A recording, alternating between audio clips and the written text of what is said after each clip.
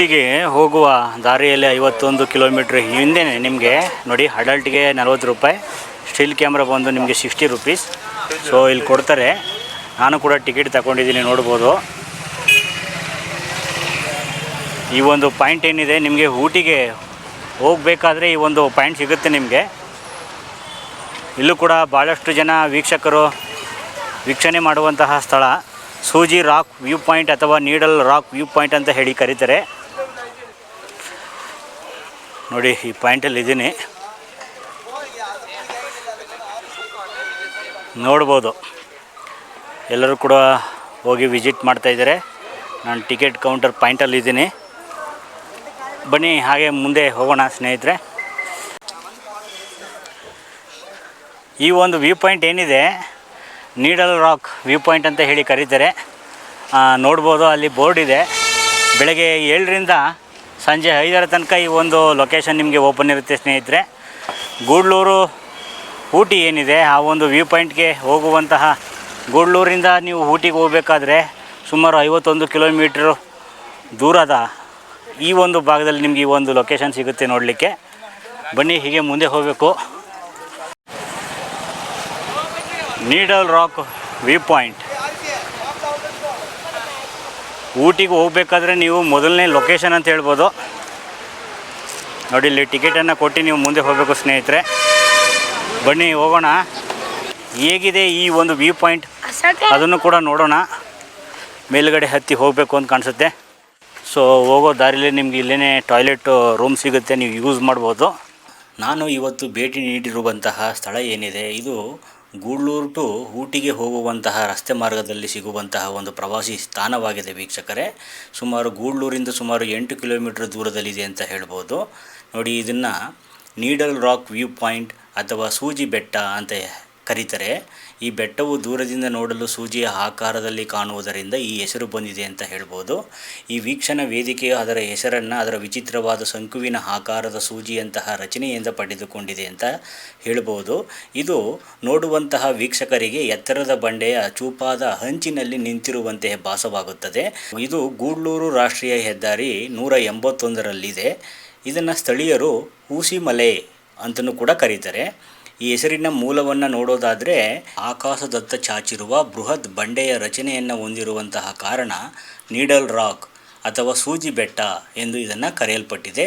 ಮತ್ತು ಈ ಪ್ರದೇಶವು ಬ್ರಿಟಿಷ್ ಆಳ್ವಿಕೆಯ ಕಾಲದಿಂದಲೂ ಪ್ರಸಿದ್ಧವಾಗಿದೆ.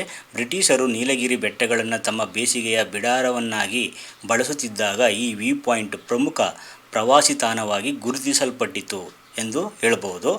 ಈ ಒಂದು ಸ್ಥಳ ಸೂರ್ಯೋದಯ ಮತ್ತು ಸೂರ್ಯ ಅಸ್ತಮವನ್ನು ನೋಡಲಿಕ್ಕೆ ಪ್ರಶಸ್ತವಾದಂತಹ ಒಂದು ಸ್ಥಳ ಅಂತ ಹೇಳ್ಬೋದು ಸ್ನೇಹಿತರೆ. ಹಾಗಾಗಿ ಪ್ರಕೃತಿ ಪ್ರೇಮಿಗಳು, ಫೋಟೋಗ್ರಾಫರ್ಗಳು ನೆಚ್ಚಿನ ತಾಣವಾಗಿದೆ ಅಂತ ಹೇಳ್ಬೋದು. ಸೊ ಬೆಳಗಿನ ವೇಳೆಯಲ್ಲಿ ಭೇಟಿ ನೀಡಿದರೆ ಇಲ್ಲಿ ನೀವು ಮೋಡಗಳ ಮೇಲೆ ನಿಂತಿರುವಂತಹ ಅನುಭವವನ್ನು ಪಡೆಯಬಹುದು. ಹಾಗೆ ಇದು ಇನ್ನೊಂದಕ್ಕೆ ತುಂಬ ಹೆಸರುವಾಸಿಯಾಗಿದೆ. ಅದೇನಪ್ಪ ಅಂತ ಹೇಳಿದ್ರೆ 360 ಡಿಗ್ರಿ ವಿಹಂಗಮ ನೋಟ ಏನಿದೆ, ಈ ಒಂದು ಸ್ಥಳದಲ್ಲಿ ಅದನ್ನು ನೈಸರ್ಗಿಕವಾಗಿ ನೀವು ಕಾಣಬಹುದು. ಹಾಗಾಗಿ ನಮಗೆ ನೈಸರ್ಗಿಕ ದತ್ತವಾಗಿ ಕೊಡುಗೆಯಾಗಿ ಪ್ರಕೃತಿ ನಮಗೆ ಈ ಒಂದು ಸ್ಥಳವನ್ನು ನೀಡಿದೆ ಅಂತ ಹೇಳ್ಬೋದು. ಹಾಗಾಗಿ 360 ಡಿಗ್ರಿ ವಿಹಂಗಮ ನೋಟವನ್ನು ನಾವು ಇಲ್ಲಿ ಕಾಣ್ತೀವಿ. ಒಂದೇ ದಿಕ್ಕಿಗೆ ಮುಖ ಮಾಡಿರುವ ಅನೇಕ ವೀಕ್ಷಣಾ ವೇದಿಕೆಗಳಿಗಿಂತ ಭಿನ್ನವಾಗಿ ಈ ಸ್ಥಳವು ಮುದುಮಲೆ ಅರಣ್ಯ ಇರ್ಬೋದು, ನಮ್ಮ ನೀಲಗಿರಿ ಪರ್ವತ ಶ್ರೇಣಿ ಇರ್ಬೋದು, ಹಾಗೆ ಹಲವಾರು ಗಡಿಯ ಪ್ರದೇಶವನ್ನು ಈ ಸುತ್ತಮುತ್ತಲಿರುವಂತಹ ಚಹಾ ತೋಟಗಳನ್ನು ಒಳಗೊಂಡಂತೆ 360 ಡಿಗ್ರಿ ವಿಹಂಗಮ ನೋಟವನ್ನು ನೀಡುತ್ತದೆ. ನೋಡಿ, ಇದನ್ನು ಸೂಜಿ ರಾಕ್ ಅಥವಾ ನೀಡಲ್ ರಾಕ್ ವ್ಯೂ ಪಾಯಿಂಟ್ ಅಂತ ಹೇಳಿ ಕರೀತಾರೆ. ಹೋಗುವ ಪಾಯಿಂಟಲ್ಲಿ ಇಲ್ಲೂ ಒಂದು ವಿಹಂಗಮ ನೋಟವನ್ನು ನೋಡ್ಬೋದು. ನೋಡಿ, ಸುತ್ತಲೂ ಕೂಡ ಬೆಟ್ಟಗಳಿವೆ. ಈ ಒಂದು ಸೌಂದರ್ಯವನ್ನು ನೋಡಲಿಕ್ಕೆ ಭಾಳಷ್ಟು ಜನ ಪ್ರವಾಸಿಗರು ಇಲ್ಲಿ ಬರುತ್ತಾರೆ ಅಂತ ಹೇಳ್ಬೋದು. ಈ ಊಟಿಯ ದೊಡ್ಡ ಬೆಟ್ಟದಂತಹ ಜನಪ್ರಿಯ ಪ್ರವಾಸಿ ತಾಣಗಳಿಗಿಂತ ಹೆಚ್ಚಾಗಿ ಜನದಟ್ಟಣೆ ಕಡಿಮೆ ಇರೋದರಿಂದ ನೀಲಗಿರಿ ಈ ಒಂದು ಸ್ಥಳವನ್ನು ಹಾಗಾಗಿ ನೀಲಗಿರಿಯ ಈ ಪರ್ವತ ವೀಕ್ಷಣೆಯನ್ನು ಅನುಭವಿಸಲು ಇದು ಶಾಂತ ಸ್ಥಳವಾಗಿದೆ ಎಂದು ಹೇಳಬಹುದು.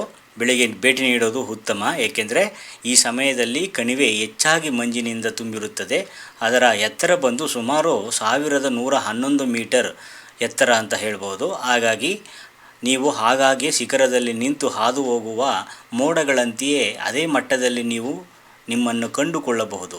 ಸಂಜೆ ಸೂರ್ಯಾಸ್ತದ ಸಮಯವೂ ಕೂಡ ಇಲ್ಲಿಗೆ ಭೇಟಿ ನೀಡಲು ಅತ್ಯುತ್ತಮವಾದಂತಹ ಸಮಯ ಅಂತ ಹೇಳ್ಬೋದು ಸ್ನೇಹಿತರೆ. ಹಾಗೆ ಈ ಬೆಟ್ಟ ಸೂಜಿ ಬೆಟ್ಟ, ಊಸಿಮಲೆ ಇದು 360 ಡಿಗ್ರಿ ವಿಹಂಗಮ ನೋಟವನ್ನು ಒದಗಿಸುವುದಕ್ಕೆ ಹೆಸರುವಾಸಿಯಾಗಿದೆ ಅಂತ ಹೇಳ್ಬೋದು. ಸೂಜಿಯ ತುದಿಯನ್ನು ಹೋಲುವ ವಿಶಿಷ್ಟವಾದ ಶಂಕುವಿನ ಆಕಾರದ ಬಂಡೆಯ ರಚನೆಯಿಂದ ಈ ಬಿಂದುವಿಗೆ ಹೆಸರಿಡಲಾಗಿದೆ. ನೋಡ್ಬೋದು ಇಲ್ಲೊಂದು ಮರೆ ಇದೆ. ಹೀಗೆ ಈ ಒಂದು ಪಾಯಿಂಟಲ್ಲಿ ನಿಂತು ನೀವು ಒಂದು ವೀಕ್ಷಣೆಯನ್ನು ಮಾಡ್ಬೋದು ವೀಕ್ಷಕರೇ. ನೋಡಿ ಹೇಗಿದೆ, ತುಂಬ ಕಂದರ. ಪಶ್ಚಿಮ ಘಟ್ಟ ಮತ್ತು ಪೂರ್ವ ಘಟ್ಟಗಳ ವಿಹಂಗಮ ನೋಟವನ್ನು ಇಲ್ಲಿ ನೀವು ಕಾಣ್ತಾ ಇದ್ದೀರಾ. 360 ಡಿಗ್ರಿ ವಿಹಂಗಮ ನೋಟವನ್ನು ನೋಡಲಿಕ್ಕೆ ನೀವು ಇಲ್ಲಿ ಈ ಒಂದು ಸ್ಪಾಟ್ ಬರಬೇಕಾಗುತ್ತೆ.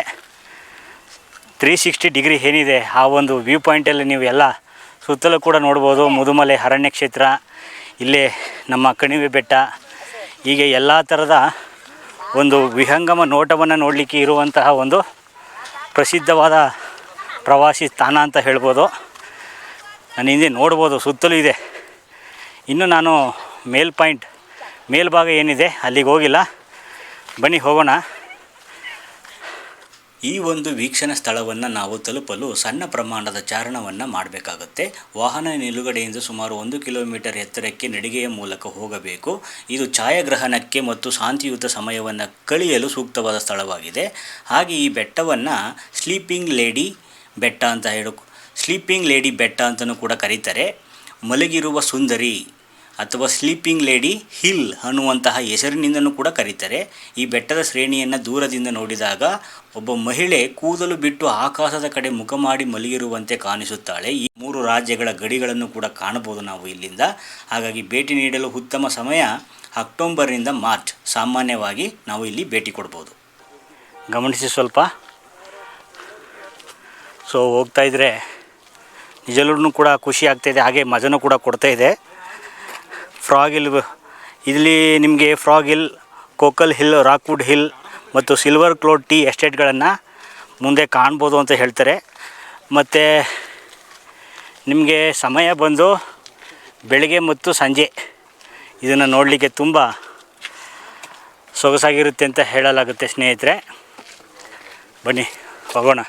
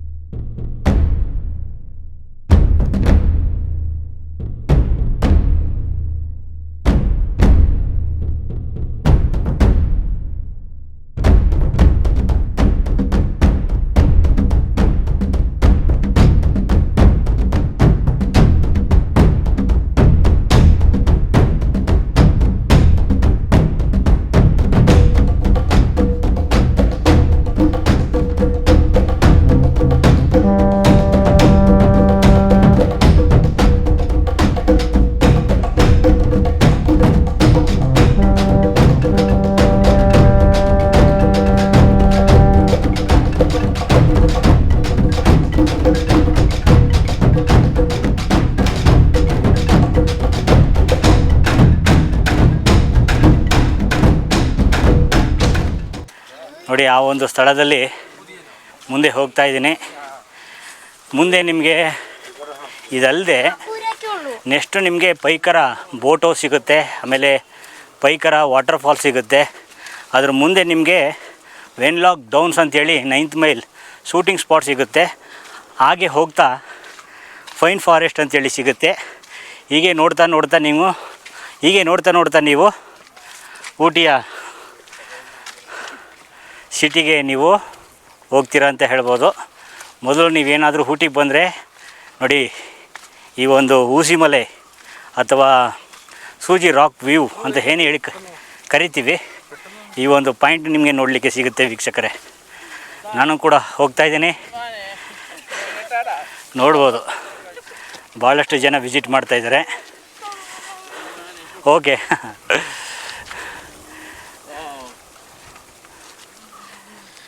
ಓಕೆ ಓಕೆ ಓಕೆ ಹಾಂ your from sir? Kerala. Kannur. Okay, thank you. Hi. Okay ನೋಡಿ, ಕೇರಳದ ಕಣ್ಣೂರು ಪ್ರವಾಸಿಗರು ಕೂಡ ಇವತ್ತು ನಮ್ಮನ್ನ ಮೀಟ್ ಮಾಡಿದರು. ಹಾಗೆ ನೋಡ್ತಾ ಮೇಲ್ಗಡೆ ಈ ಒಂದು ವ್ಯೂ ಪಾಯಿಂಟ್ ಬಂದಿದ್ದೀನಿ. ನೋಡಿ, ಇಲ್ಲಿ ಒಂದು ವ್ಯೂ ಪಾಯಿಂಟ್ ತೋರಿಸ್ತಾ ಇದ್ದೀನಿ. ಹೇಗಿದೆ ಸುತ್ತಲೂ ಕೂಡ ನೋಡ್ಬೋದು ಕಣ್ರಿ ಹೇಗಿದೆ.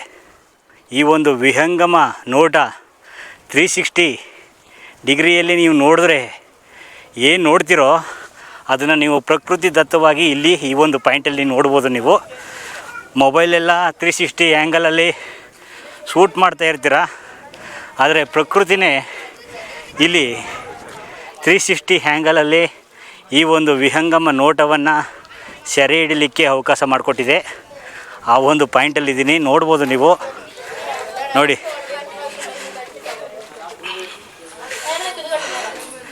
ಬನ್ನಿ ಮೊದಲು ನಿಮಗೆ ಈ ಒಂದು ವ್ಯೂ ಪಾಯಿಂಟ್ ತೋರಿಸ್ತೀನಿ ಹೇಗಿದೆ ಅಂತ.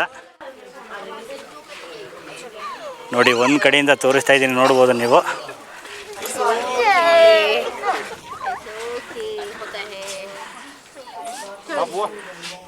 ಅಲ್ಲಿ ನೋಡ್ಬೋದು ರಸ್ತೆ ಹೇಗೆ ಹೋಗ್ತಾ ಇದೆ.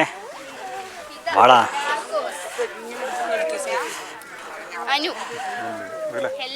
ಓಕೆ, ನೋಡ್ತಾ ಇದ್ದೀರಾ ಗೈಸ್ ಹೇಗಿದೆ 360 ವಿಹಂಗಮ ನೋಟ. ಊಸಿಮಲೆ ನೀಡಲ್ ರಾಕ್ ವ್ಯೂ ಪಾಯಿಂಟ್. ಹಾಗೆ ಸರ್ ಹಾಯ್. ಓಕೆ ಓಕೆ ನೋಡಿ, ಇವರೆಲ್ಲ ಕಣ್ಣೂರಿಂದ ಬಂದಿದ್ದಾರೆ ವೀಕ್ಷಣೆ ಮಾಡಲಿಕ್ಕೆ, ಕೇರಳದವರು.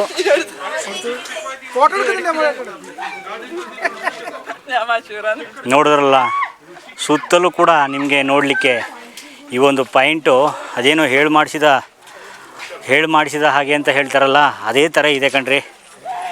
ನೀವು ನೋಡ್ಬೋದು, ನೋಡಿದ್ರಲ್ಲ ಈ ಪಾಯಿಂಟಲ್ಲಿದೆ. ಬನ್ನಿ ಒಳಗಡೆ ನೋಡಿ, ಇಲ್ಲೊಂದು ನಿಮಗೆ ರೆಸ್ಟ್ ಮಾಡಲಿಕ್ಕೆ ಒಳಗಡೆ ಒಂಥರ ರೆಸ್ಟಿಂಗ್ ಪಾಯಿಂಟ್ ಮಾಡಿದ್ದಾರೆ. ಇಲ್ಲಿ ನಿಂತು ನೀವು ಈ ಒಂದು ಪಾಯಿಂಟನ್ನು ಸುತ್ತಲೂ ಕೂಡ ನೋಡ್ಬೋದು. ನೋಡಿ ಹೇಗಿದೆ ಗೈಸ್.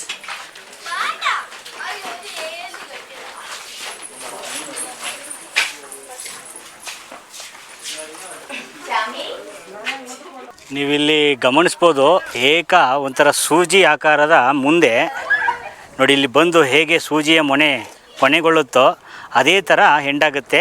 ಈ ಕಾರಣಕ್ಕೋಸ್ಕರನೇ ಇದನ್ನು ನೀಲಗಿರಿ ಗೂಡ್ಲೂರು ಬಳಿಯಲ್ಲಿರುವಂತಹ ನೀಡಲ್ ರಾಕ್ ವ್ಯೂ ಪಾಯಿಂಟ್ ಅಥವಾ ಸೂಜಿ ಆಕಾರದ ಒಂದು ಸ್ಥಳ ಅಂತ ಹೇಳಲಾಗುತ್ತೆ. ಸೀದಾ ಅಲ್ಲಿ ಸೂಜಿ ಆಕಾರದ ರೀತಿಯಲ್ಲಿ ಇಲ್ಲಿ ನೋಡ್ಬೋದು, ಇಲ್ಲೊಂದು ಪಾಯಿಂಟು ಹೆಂಡಿಂಗ್ ಆಗುತ್ತೆ.